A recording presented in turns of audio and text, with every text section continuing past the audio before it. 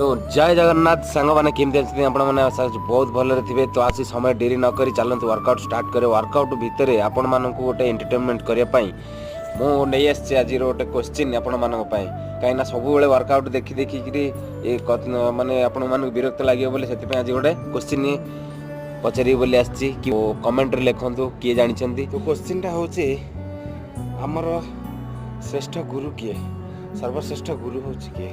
विभिन्न लोक विभिन्न भाई मैंने बहुत भावी सारे किंतु मु कहूँ शुणु सर्वश्रेष्ठ गुरु हूँ जीवन आउ समय कि कौन मुझे बुझे दूसरी आप